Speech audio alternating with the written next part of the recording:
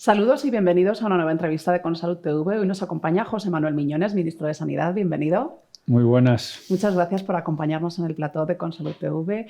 Se cumplen 6 meses de su llegada al Ministerio de Sanidad. ¿Qué balance hace de este tiempo?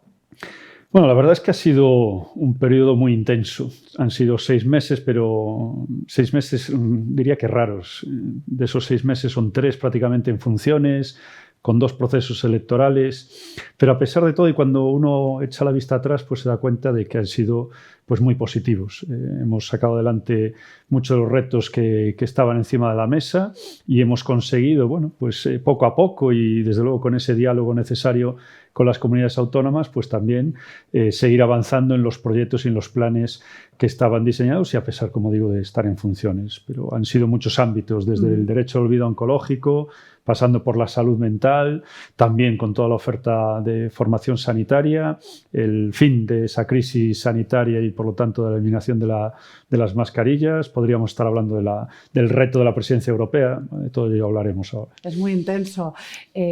Comentaba usted bien que se encontró con varios retos. ¿Cuáles serían los principales a destacar?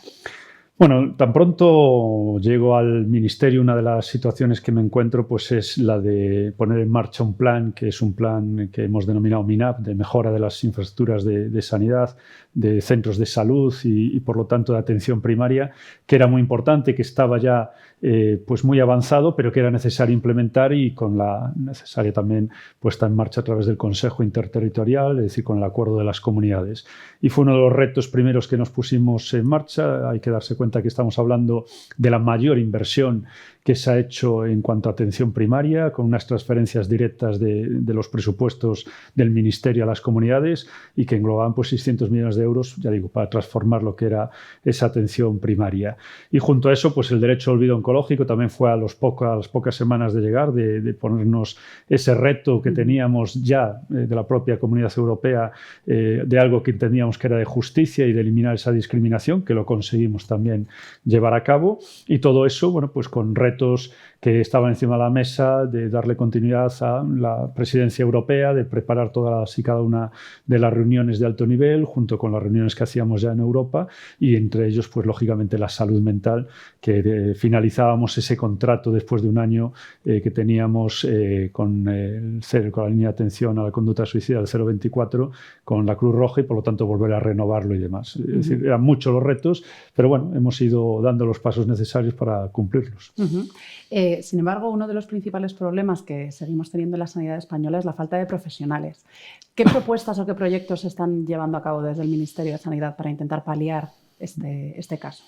Bueno, como decía, era una de las situaciones en las que, junto con las comunidades autónomas, llevábamos pues, negociando en la oferta de plazas y de ir incrementando esa oferta de plazas. La verdad es que este año volvemos a batir el récord y, por lo tanto, estamos ante el año de mayor número de plazas de formación sanitaria de la historia de España, 11.700 plazas, algo más de 11.700 plazas, que son ofertadas ahora y que han tenido una respuesta pues también de récord histórico. La acabamos de cerrar lo que es el plazo de las solicitudes y es el mayor número de solicitudes que tenemos también en la historia para concursar esa formación. Pero era algo necesario que entendíamos que teníamos que seguir haciendo y en los 5 años que llevamos en el gobierno, año tras año, pues estamos batiendo esos récords.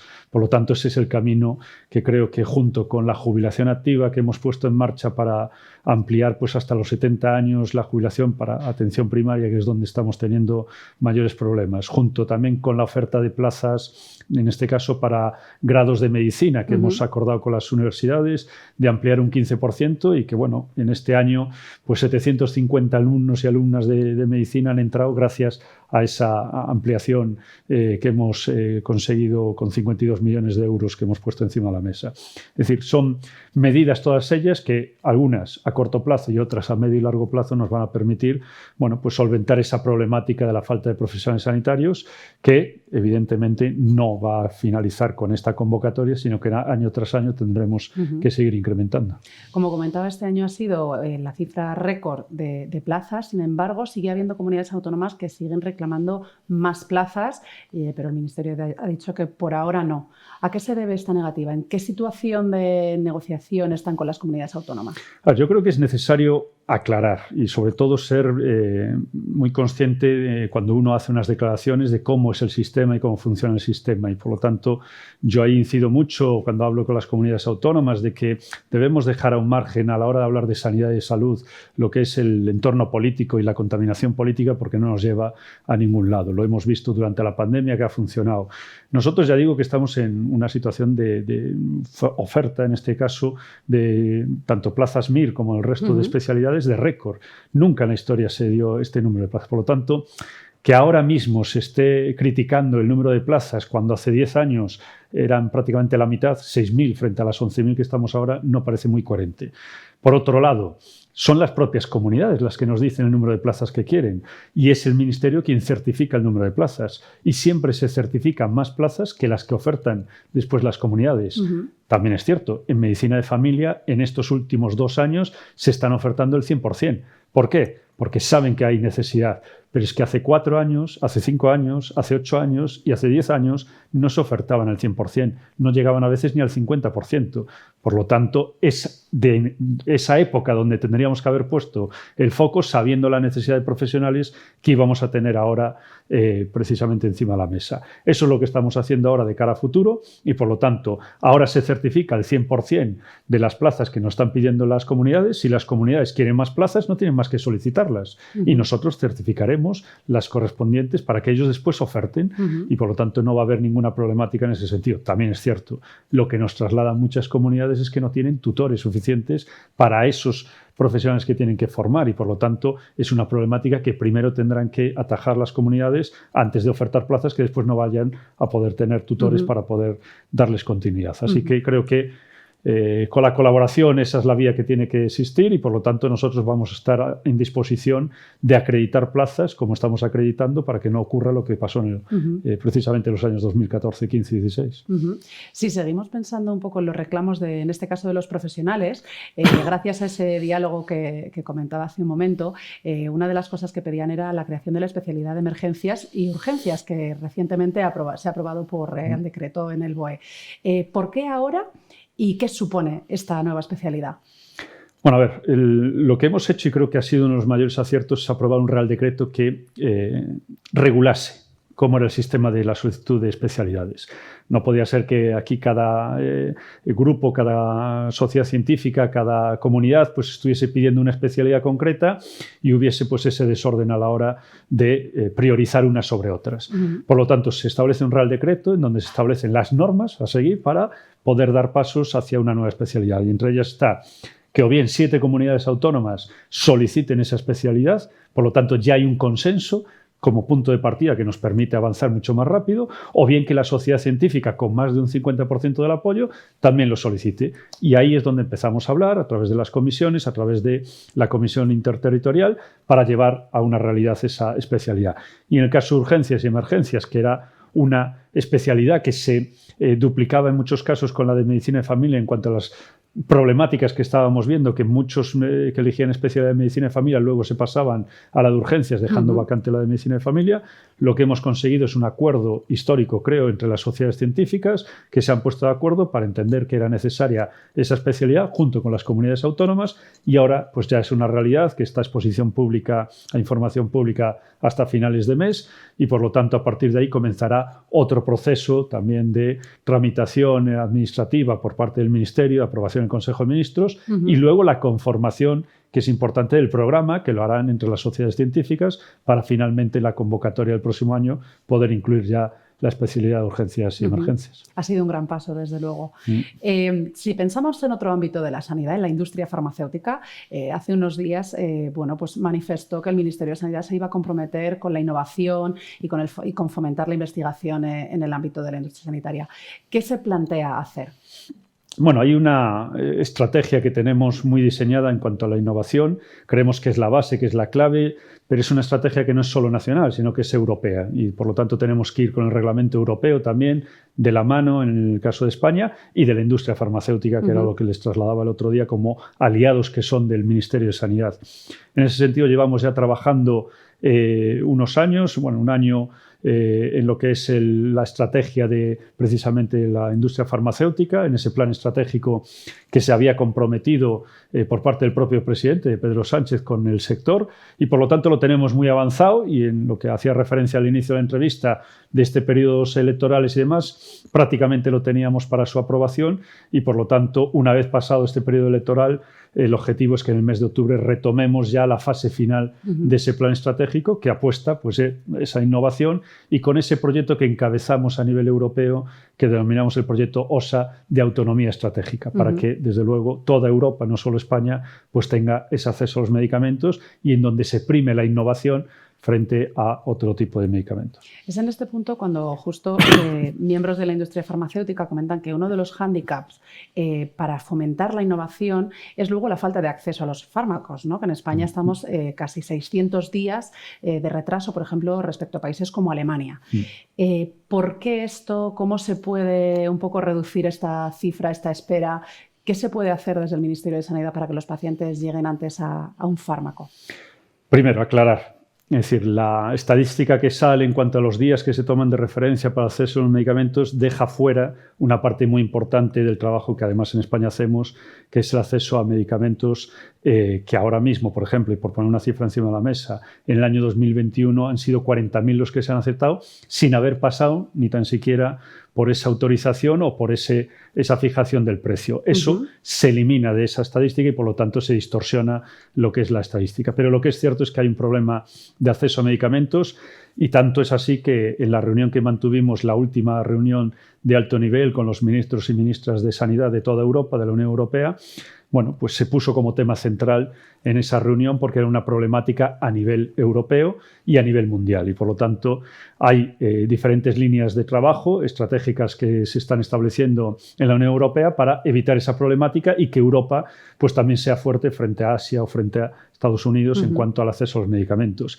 Y tengo que decir y sacar también pecho en el sentido de que tenemos que estar muy orgullosos en España, porque las líneas que se han elegido pues es, por un lado, establecer una lista de medicamentos estratégicos, cosa que España ya lo tiene, y por otro, establecer una reserva estratégica de medicamentos, cosa que España también lo tiene. Por lo tanto, vamos bien encaminados, y ahora lo que tenemos que hacer pues con ese reglamento, esa regulación, pues permitir precisamente con ese proyecto OSA de autonomía estratégica tener los medicamentos, definir qué medicamentos son estratégicos, y a partir de ahí pues ya como Unión Europea y como se hizo con las vacunas, hacer una compra centralizada.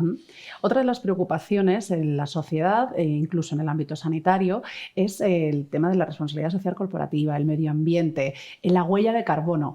Desde su ministerio han anunciado un plan precisamente para reducir la huella de carbono en el sector sanitario. Es el primero en este ámbito. ¿En qué consiste?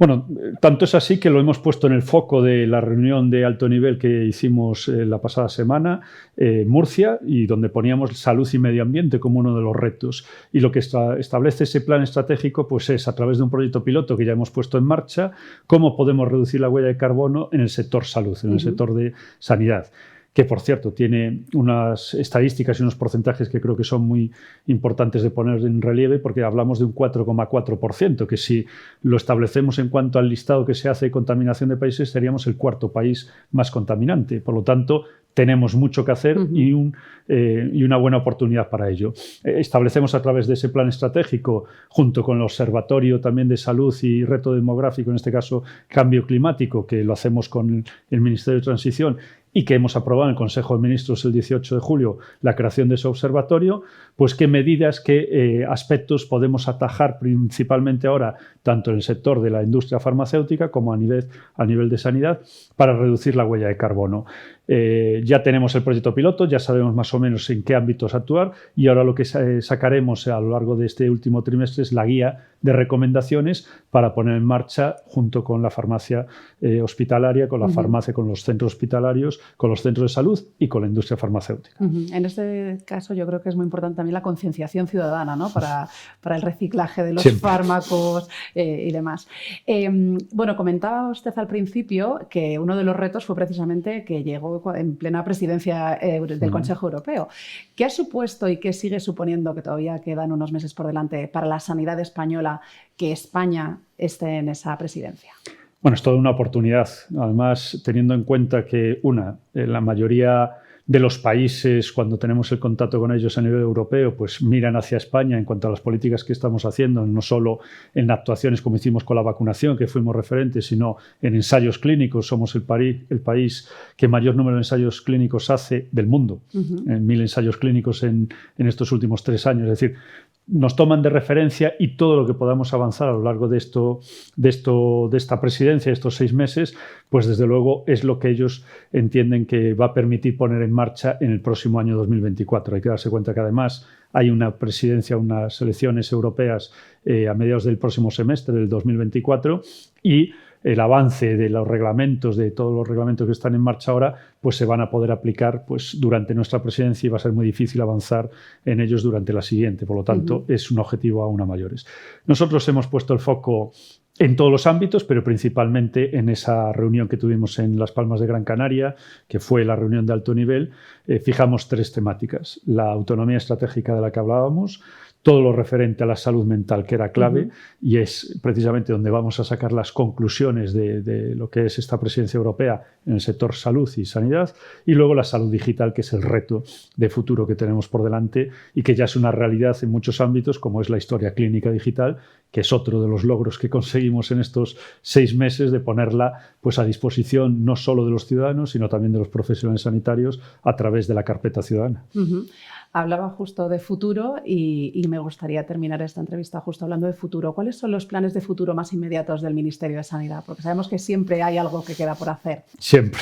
Además, es tan amplio todo el sector salud y sanidad y, por lo tanto, son muchos los ámbitos en los que estamos actuando que no nos da el alcance de la entrevista para poder tocarlos. Pero yo fijaría, en primer lugar, la prevención y promoción de hábitos saludables. Es uno de los objetivos de cara a futuro y sí que es multidisciplinar. Lo estoy viendo en cada una de las reuniones que tenemos, en los actos que acudimos, en donde la prevención marca pues, principalmente lo que pueda ser esa inversión de salud de cara a futuro. Hay que darse cuenta que el 25% de las enfermedades crónicas son relacionadas al alto colesterol, un 21% relacionado a la hipertensión, en hábitos saludables procesos de dolores lumbares o lo que es artrosis, que ocupan en el 5º y el 4º lugar en cuanto a enfermedades crónicas.